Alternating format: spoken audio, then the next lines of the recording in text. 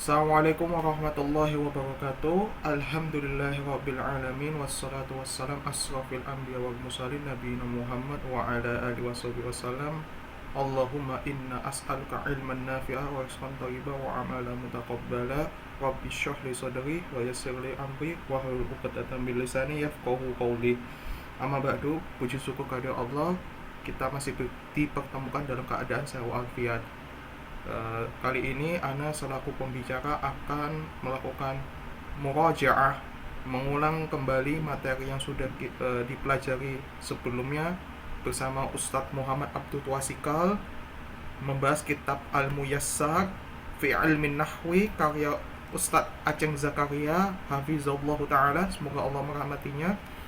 Oke, baik, pada kesempatan ini insya Allah kita akan membahas tentang isim-isim 5 sampai dengan isim-isim yang tidak boleh ditanwin.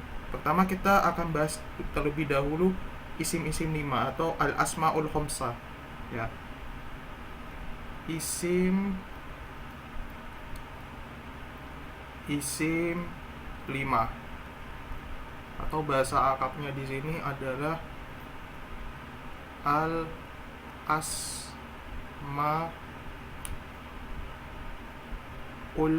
khamsah, ya, al asmaul khamsah, al asmaul khamsah, isim-isim 5 atau al asmaul khamsah. Nah, di sini dijelaskan bahwasanya isim yang 5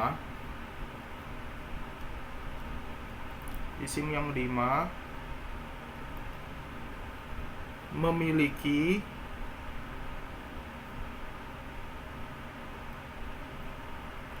kedudukan berbeda pada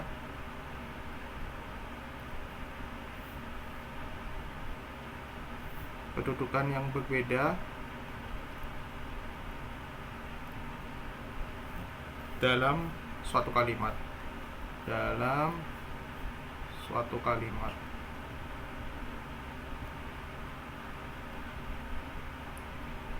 Di sini kita masuk ke contoh.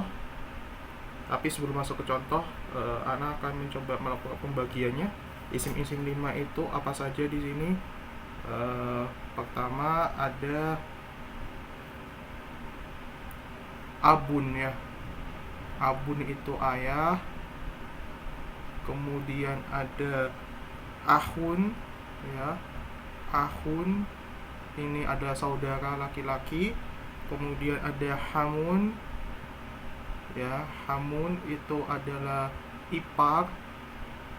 Kemudian fu itu artinya mulutmu, mulut, ya, mulut, bukan tanpa mu, ya.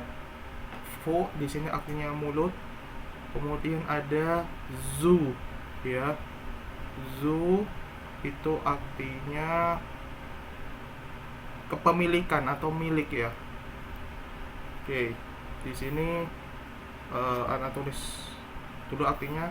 Abun itu ayah, kemudian ahun itu saudara, kemudian hamun itu ipar, fu itu mulut, zu itu punya atau kepemilikan, ya, punya. Oke. Perubahannya di sini ada 3, teman-teman.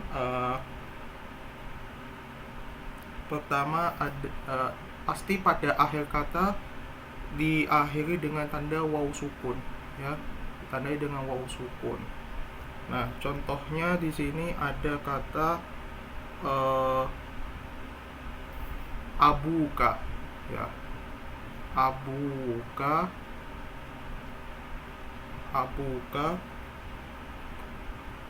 Kemudian ada ahuka.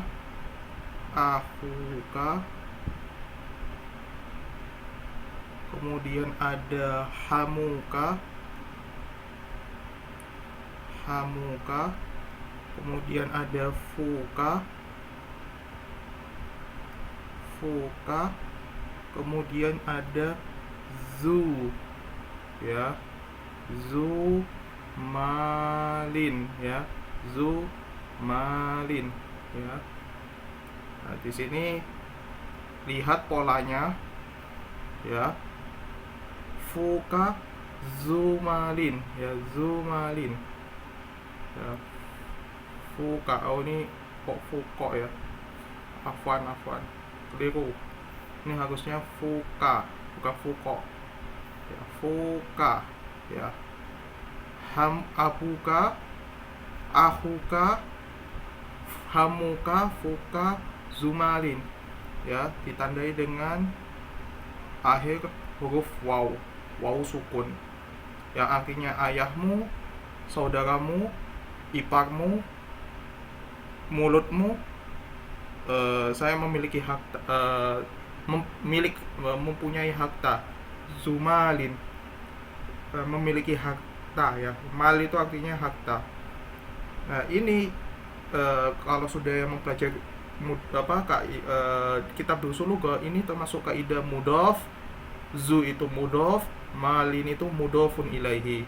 Ya insyaallah nanti ada pembahasan tersendiri ya untuk terkait kaidah mudhof wa mudhof ilaihi, bila kita mau murojaah kembali tentang kaidah-kaidah mudhof wa mudhofun ilaihi. Sekarang kita lanjut lagi ke diakhiri dengan alif sukun ya, diakhiri dengan alif sukun.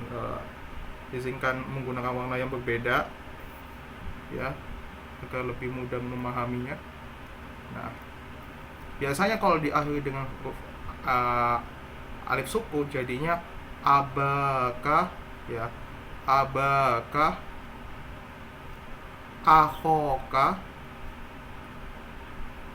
ahoka, kemudian hamaka, hamaka ya, hamaka, kemudian ada faka ya, faka, kemudian ada zamalin, zamalin. Nah, ditandai dengan apa? Akhir huruf alif sukun ya. Kemudian ada lagi apabila diakhiri dengan ya sukun ya, ya sukun ya, ya sukun ya, jadinya adalah abika ya, abika, kemudian akhika, akhika, kemudian ada hamika, hamika, kemudian ada fika, fika, fika, kemudian yang terakhir adalah zimalin, zimalin ya, zimalin. Oke. Zimalin. Oke, kapan kita menggunakan waw, kapan kita menggunakan alif, kapan kita menggunakan ya yang bertandakan sukun, insya Allah nanti ada pembahasannya tersendiri. Nah, apakah cuma bisa dibuat dalam bentuk pola ka saja, dalam bentuk domir anta? Jawabannya tidak. Bisa diganti ya teman-teman ya, bisa diganti itu dengan cara, contohnya ada di buku kitab Al-Muyassar halaman 9 ya. Silakan teman-teman bisa cek. Di sini Ana coba kasih contoh ya, Ana kasih contoh lain.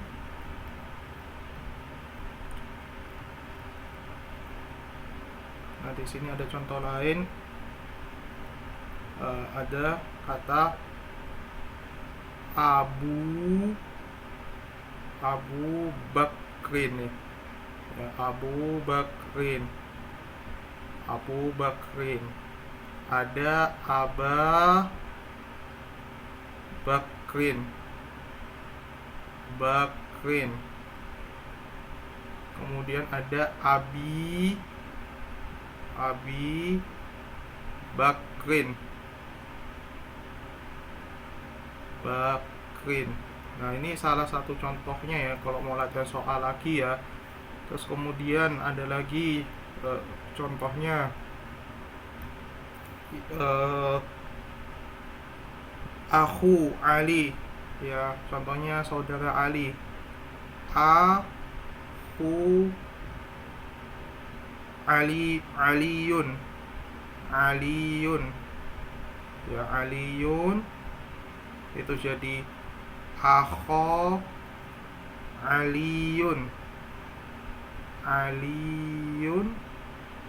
Kemudian bisa jadi Akhi. Ya, Akhi Aliyun.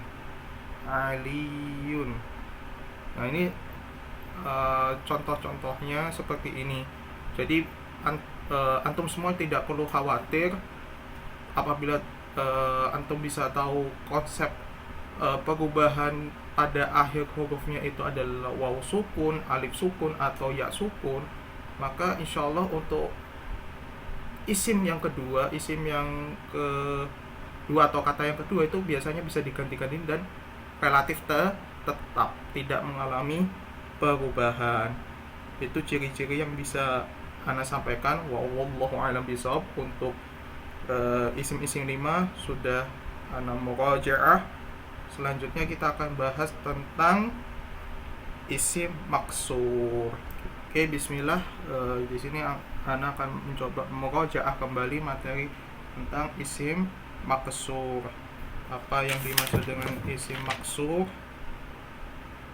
Isim maksur atau bahasa Arabnya seperti ini ya. Al-ismu al-maqsuhu.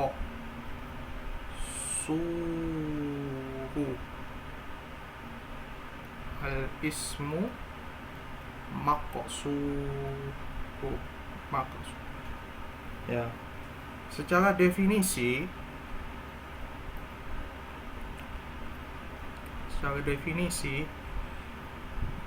adalah isim atau kata nomina yang berubah pada akhir kata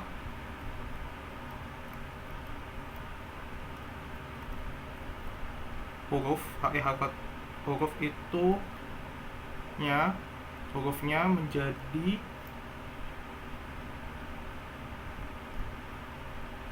alif lazimah. Alif lazimah itu bentuknya seperti ini ya. Alif lazimah.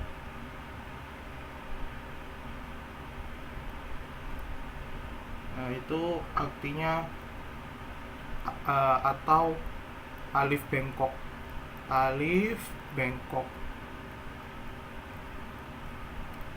Nah, kemudian ciri-cirinya, kita bahas ciri-cirinya ya. Ciri-cirinya itu pertama adalah sebelum huruf sebelum alif lazimah ya, alif lazimah itu hurufnya berharokat fathah.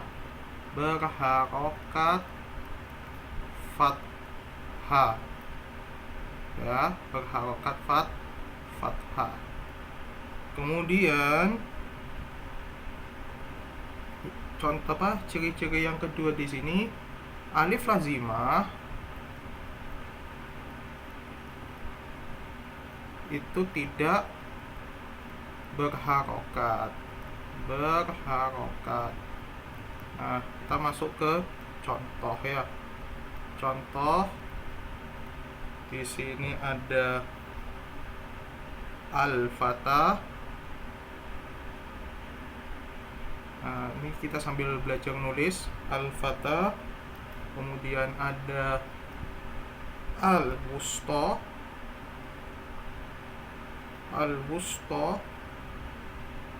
Ya, al-wusta. Kemudian ada al-mustafa.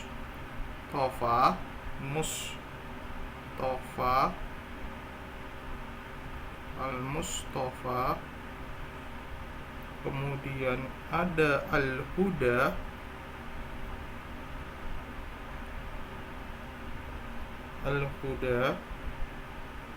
kemudian ada Musa,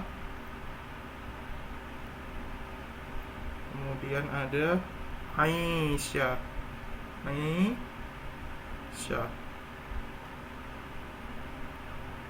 Kalau kita kasih tanda harokat, Aisyah, Musa, Al-Huda, Al-Mustafa, Al-Wusta, Al-Fatah. Ya, Al-Fatah. Oke, kita bisa terjemahkan di sini. Artinya Al-Fatah itu artinya pemuda, kemudian Al-Wusta artinya penengah atau pertengahan, kemudian Al-Mustafa itu yang orang yang terpilih, kemudian Al-Huda itu artinya orang yang diberi petunjuk, ya, atau ya orang yang diberi petunjuk. Kemudian Musa itu nama orang, Isa namanya orang, ya Nabi kita, Nabi Isa alaihi salam, wa Nabi Musa alaihi salam, ya, nama orang, ya. Kemudian kita perhatikan tanda-tanda atau ciri-ciri dari isim maksur itu seperti apa, ya. Di sini ana kasih tanda, ya. Misal ini tanda nomor 1, ini tanda nomor 2, ya. Pertama perhatikan tanda nomor 1 dulu, ya. Nah, ini, kemudian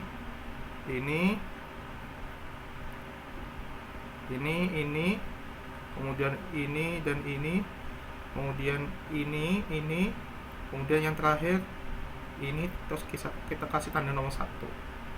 Nah, tanda nomor 1 ini menunjukkan ciri-ciri yang pertama.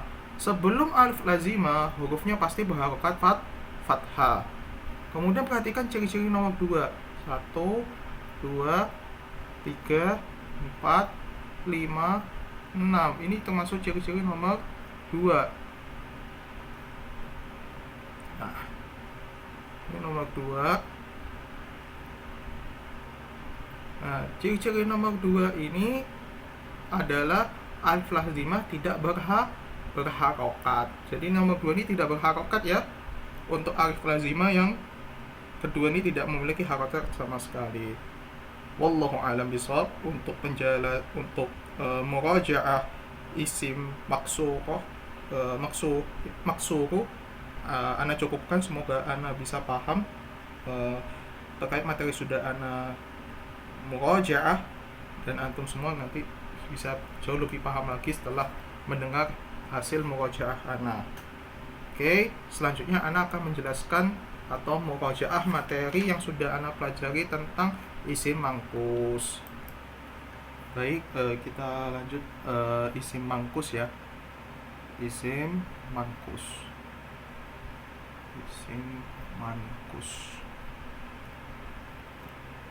Atau bahasa Arabnya adalah al-ismu mankus. Al-mankus pakai shot, ya, huruf shot, man kof usu, ya, al-ismu mankus. Oke, kita masuk ke definisinya. Definisi isim mangkus itu adalah isim yang mengalami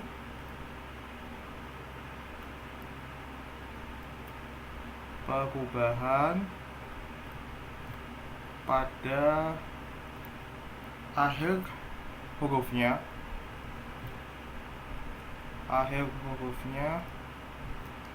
menjadi ya lazimah ya lazimah, ya. Kemudian pada yang kemudian dikasroh pada huruf sebelumnya.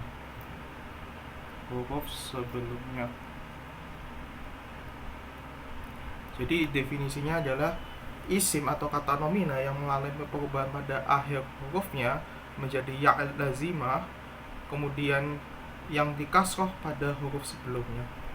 Nah, berarti kita masuk ke ciri-ciri ya. Ciri-ciri. Nah, pertama, sebelum ya lazimah, harokatnya dikasroh.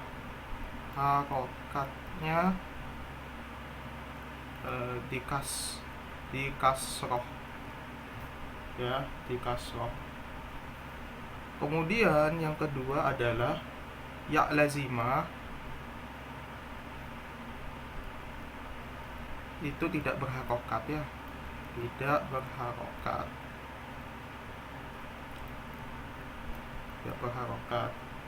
Ya. Kemudian kita masuk ke contoh ya.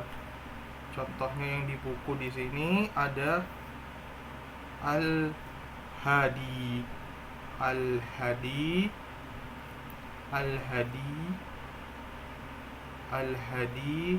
kemudian az-zani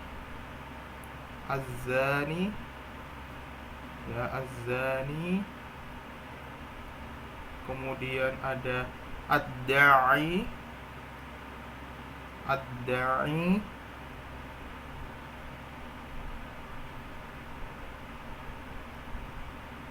kemudian ada ar-rami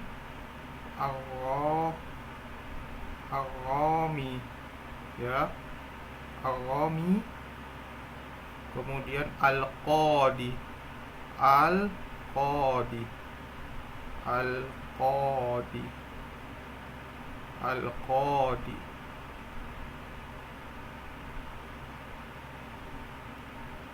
al-hadi, az-zani, ad-da'i, ar-rami, al-qadi. Sekarang kita terjemahkan ya.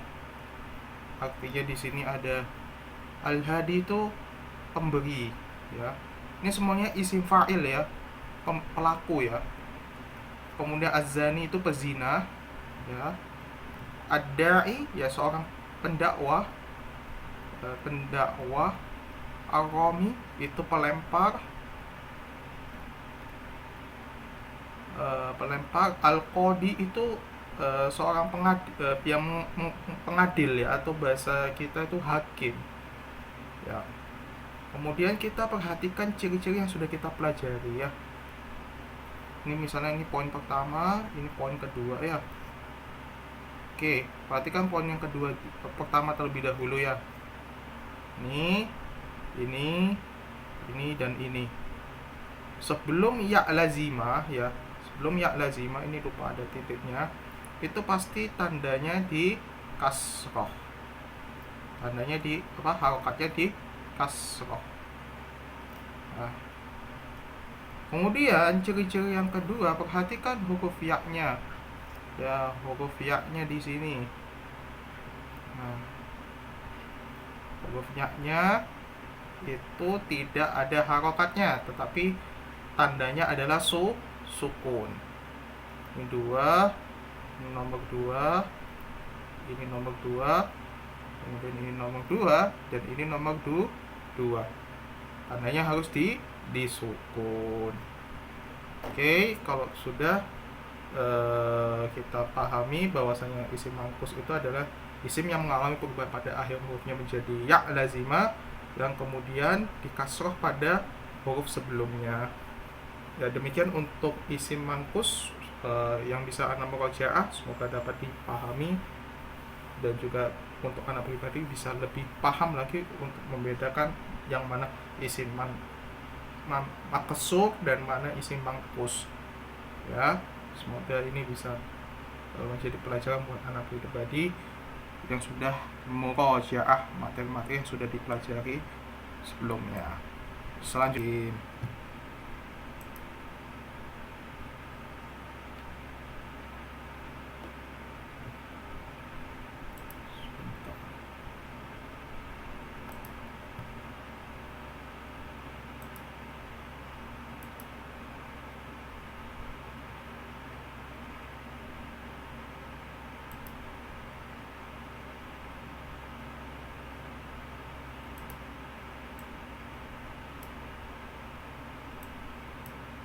Oke, kita bahas tentang isim yang tidak boleh ditanwin ya.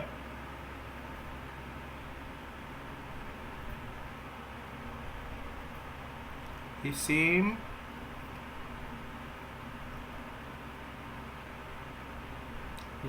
yang tidak boleh ditanwin.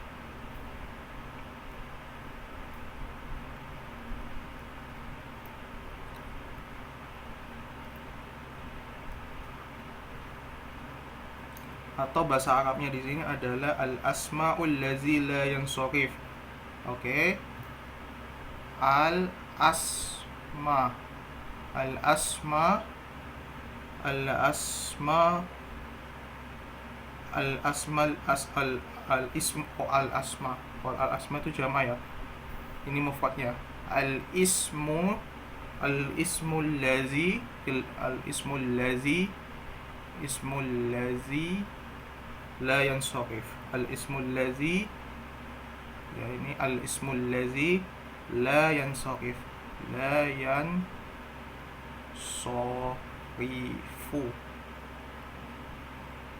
La yansarifu. Yansarifun. Ya, karena ini tidak ada alif lam. Al-ismul lazi la yansarifun. Atau la yansarif. Artinya isim yang tidak boleh ditanwin. Nah, biasanya pada saat kita belajar di kitab Ad-Durusul Lughah, kita mengenal bahwasanya isim yang tidak ditanwin itu apabila ada isim mufrad ya. Contohnya baitun ya. Baitun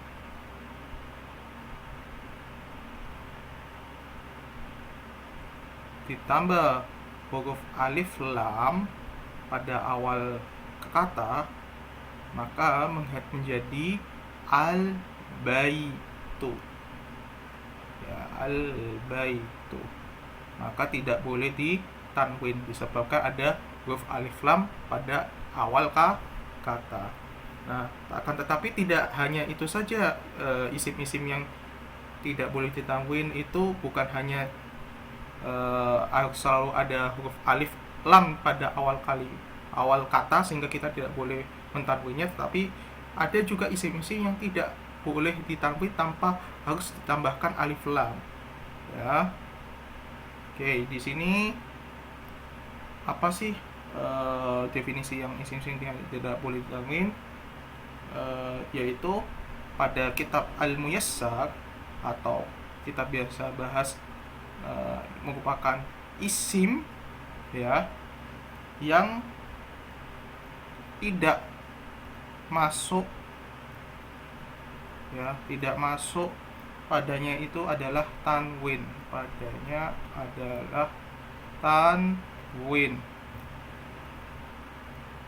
Nah, di sini langsung aja kita masuk ke contoh-contohnya. Contoh-contohnya di sini ada Aisyatu ya, Aisyatu. Nah, di sini tanpa ada huruf alif lam ya. Fatimatu ya. Fatimatu. Nah, tidak ada alif lamnya. Fatimatu. Kemudian Ibrahimu ya. Himu. Nama laki-laki juga tidak ditanwin ya. Aisyatu, Fatimah itu tidak ada alif lamnya, mengakibatkan tidak ditanwin ya. Ini isim-isim yang tidak boleh ditanwin. Kemudian Ismailu,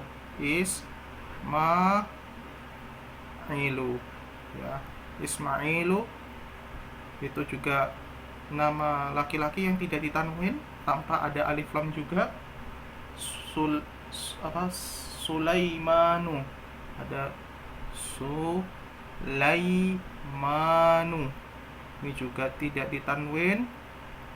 Sulaimanu tidak ditanwin tanpa adanya alif lam. Ada Usmanu, ya, Usmanu itu juga tidak ditanwin tanpa adanya alif lam. Ada Salmanu juga sama.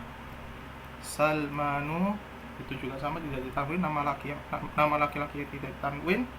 Ada Maryamu, ya, Maryam. Kemudian ada Zainabu.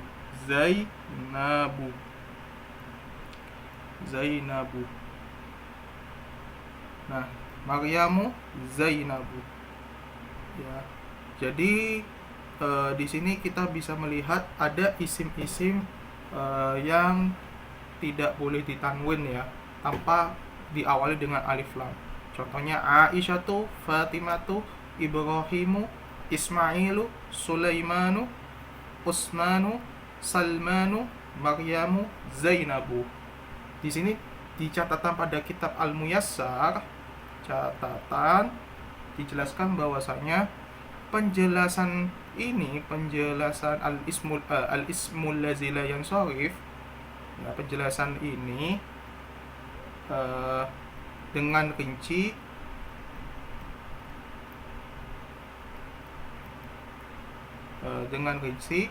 insya Allah,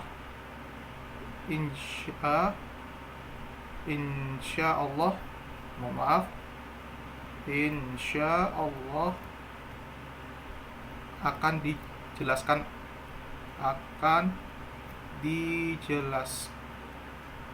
pada pembahasan yang akan datang.